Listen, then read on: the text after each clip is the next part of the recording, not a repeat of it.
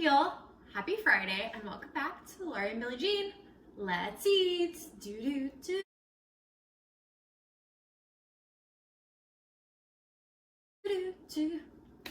So, each and every week on this channel, I cook something from my grandmother's cookbook, which can sometimes be confusing and strangely worded. And this week we have got an absolute banger of a recipe because I don't know what it wants me to do at all. So here's the scoop. Our family makes salmon stew on Christmas every year. We have a big Christmas lunch, and then for dinner we eat salmon stew.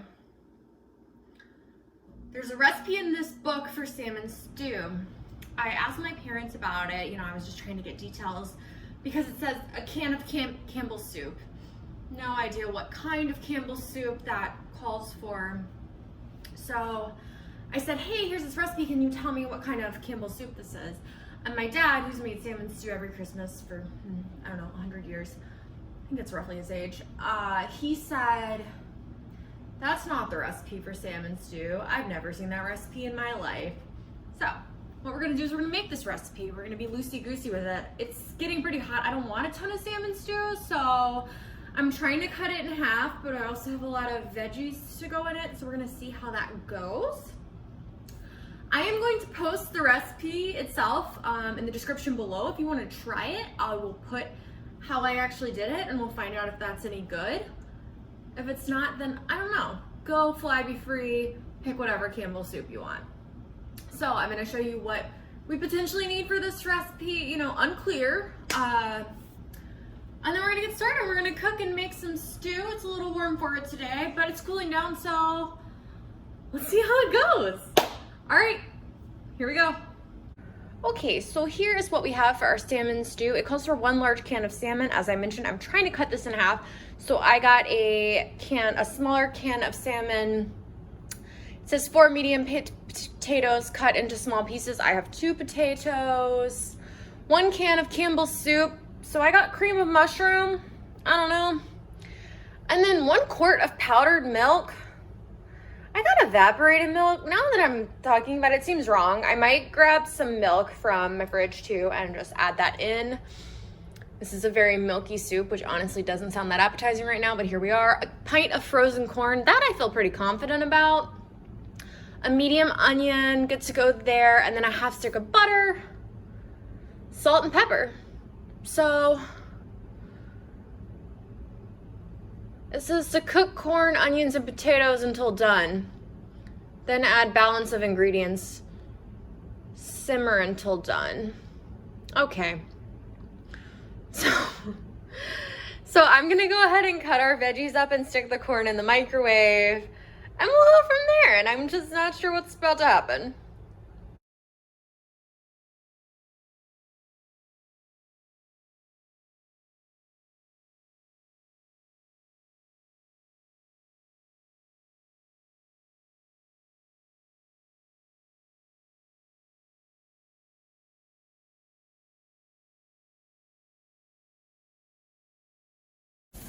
So here's what we've got going on. These are the choices I have made. The corn is cooked.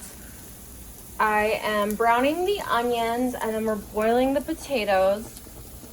So once those are boiled, I'm going to drain the water and then start making the soup in here. Yeah, so that's the plan. God willing and the creek don't rise. Great news, we're about to begin the extremely made up part of this cooking situation.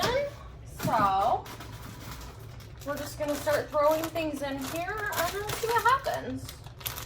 And that's facts. And that is on cooking. So we've got our corn. In it goes. Goodbye corn. Have fun in the stew. A lot of corn. Okay, great. Hey! There's some corn for the dog. Oh, there's some puppy corn. And then here goes our tots.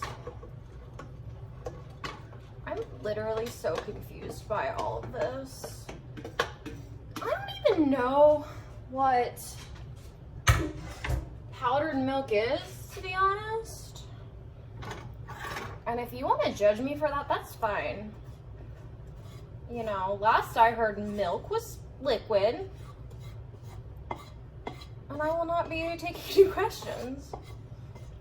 Okay, onions, whatever. This is gonna be so bad. I have extreme dread. Okay, onions, great. There we go.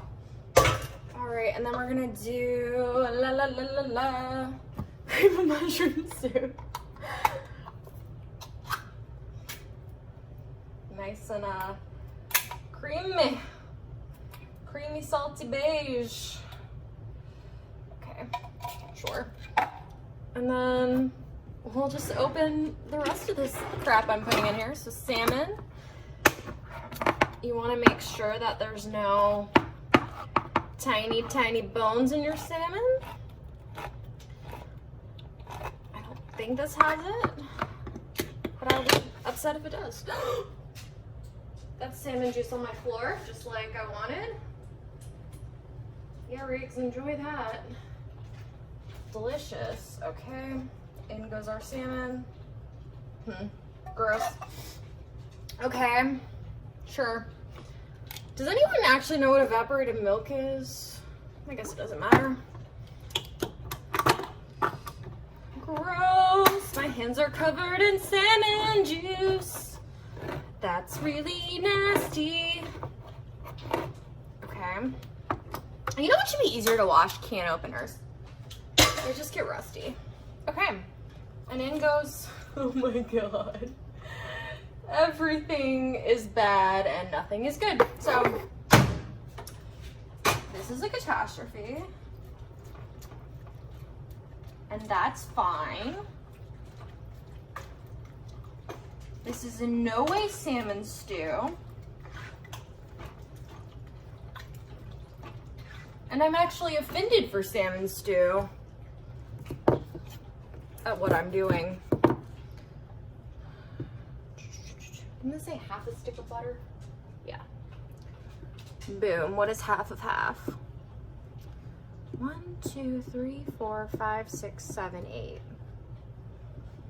And that is on math. Okay, great. There's the butter.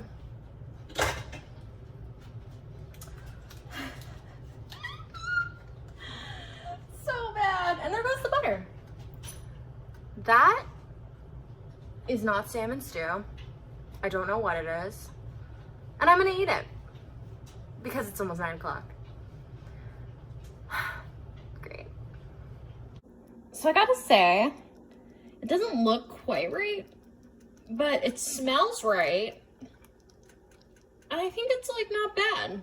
So guess we'll try it and find out. All right, guys, it's salmon stew time. So we're gonna see how this goes. I made one crucial error in my salmon stew prep, which I will not blame on the cookbook, which is that I did not buy saltine crackers.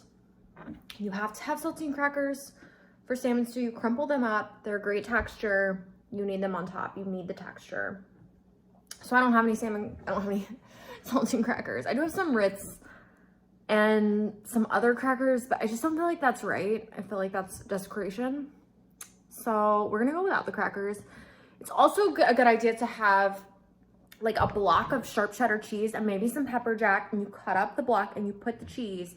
So a lot of times what I'll see is that the salmon stew ends up being like more crackers and cheese than salmon stew, which I think does beg some questions about how good it actually tastes alone. So I didn't even have blocks of cheese. I also screwed that part up. I've just crumpled some sharp cheddar cheese on top, but because in this house we only eat good cheddar cheese, it is pretty good cheese. The other thing I've seen is ketchup. I don't do ketchup because I think ketchup is like a very mediocre condiment as far as condiment goes. But I've also seen a lot of ketchup put into salmon stew. So I did add a little milk because I thought it was looking a little thick. It's still pretty thick. It could have used some more. It kind of looks like mush. It's like a mix between mush and clam chowder. I read online though that evaporated milk is like basically just milk with less water. And it's good for soups. So the internet said it, and I think it's true. So what I'm hearing is that I made all the right choices and nothing I ever did is wrong. And now we're gonna eat our stew. It's still really hot. Yeah. I mean,